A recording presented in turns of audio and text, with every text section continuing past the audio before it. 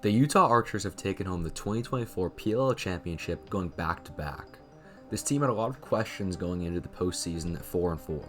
Their defense is extremely young and had some issues at the beginning of the year. Regardless of all of this, they were able to pull through in the playoffs and prove to be one of the best defenses, holding the Chaos in the semifinals to only 1 goal, which is the lowest in PLL history. When talking about the Archers, it's impossible not to mention Brett Dobson, who took home the championship MVP. His save rate in the postseason was a ridiculous 83%, tallying 18 saves in the championship game. You pair that with Okeefe and Fields down low, and you're talking about the best team in the league. One of the best moves this team ever made was to move Ament to the midfield. This allowed him to dodge against short sticks and activate in invert situations. Today I'm going to break down some key plays in the Archers' win against the Whipsnakes. Here's our first clip. There's Chan and Chuck. Now from X, it's TJ Malone. He won Rookie of the Year Friday night. Spent 6 years at Penn State. Takes the shot. Dobson missed it. Woodward finds himself in a 2-man coverage at X. The first thing I want you to notice is his awareness of the pick. He's able to split his attention between his matchup and the pick to his right. Another key here is the soft coverage that he's playing.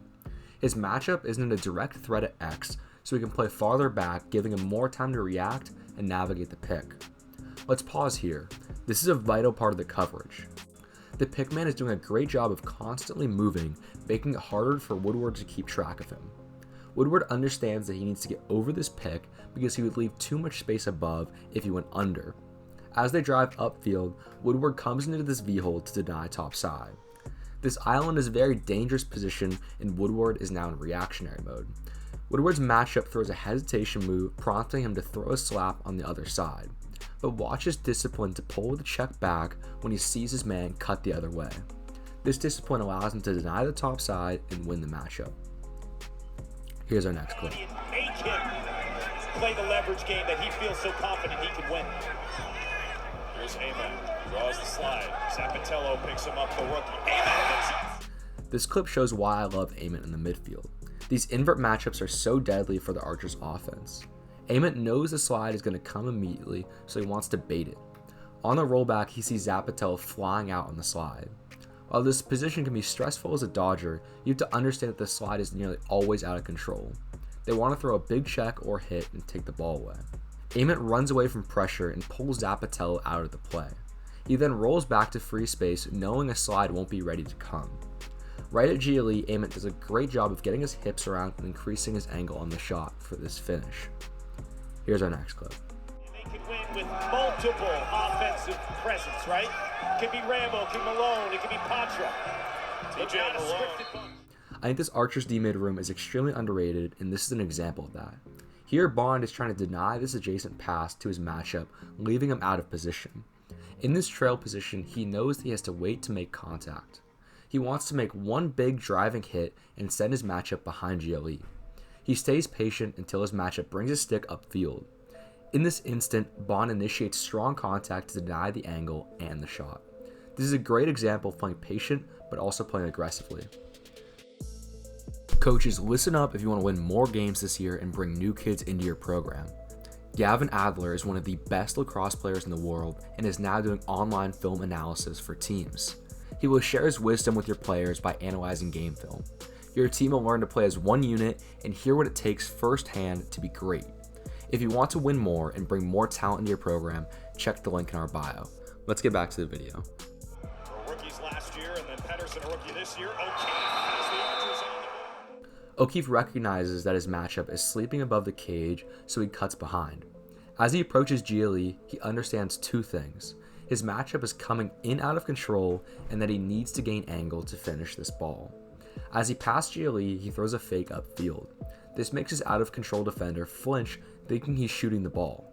Okeefe then attacks the top side of his defender's stick, gaining leverage. Even with 3 guys on him, he's able to get his hips around towards the cage, increasing his angle on this finish. Here's our next clip. The rookie playing for the championship here in the first half. They got what they wanted, but they couldn't execute. They got Patra on a short stick. Williams has it, 5 to shoot. You can't mention this defense without mentioning former D Player of the Year, Graham Hossack. Here he's matched up with Zed on the wing in a 2-man game. He gets caught in this pick, prompting a switch. After the switch though, Hossack sees Zed start to back down. He knows that Zed has less vision of the field in this position. It's important to understand how risky this double is here. There's practically no help to Hossack's man if Zed gets his pass off. The key to this play is Hossack fully committing to the slide only when he's 100% sure Zed's head is turned. If you're in a similar position, be extremely careful and only double when you know you can get the takeaway. Here's our next clip. Hey Q, how is the sun affecting the game, if at all? It's not. It's tough on the tackles, but everything else is Moore goes back to the... Moore is up top here in an unsettled situation. The first thing I want you to notice is how much open space there is in the middle of the field. The Whipsnakes are subbing off with the Archers D-mids, so there's no crease defender. Activating here can be advantageous because of the open space, yet risky because it's early in the possession. Your defense just works so hard so you can't immediately give it up again. Moore jabs to the top side and rolls back. His matchup bites on the top side and gets his stick caught upfield. Moore dodges the alley until he feels the pressure on his back. At this point, he knows the pole is in a huge trail position. Most players will try to finish at this point, but Moore knows that the more angle he gets, the better chance he'll have to score. He continues in front, waiting until the last second to shoot. He knows he will get hit, but that's the price you pay for angle on the cage. Here's the last clip. Took over that job in week 1 and is not giving it up. Here's Heacock. All kinds of space up top. Matched up with Connor Marr. This is another example of why talented D-mids are so crucial in the PLL. Most of the dodging in the PLL tends to happen on an island like this. Without a top tier D-mid, this is a goal every time. Marr gets isolated in the center of the field. This position is tough because you can't force your man one way. Marr has to play his matchup square in the complete reactionary mode. The other key is consistent, balanced contact. On every single roll or move here, Marr is applying contact, making it hard for his matchup to get free hands. As his man chooses the lefty alley, Marr now shifts to driving outwards down that alley. He wants to reduce his matchup's angle as much as possible. All D-mids should be watching this coverage on repeat. There's zero wasted contact or steps, he's completely balanced the whole time, and plays the angles to win the probability game. This Archers team was so much fun to watch this season, and I have a strong feeling that they'll have success next year. Please like and subscribe if you want more videos like this in the future. Also check out the link in our description if you want to get coached by the best players in the nation.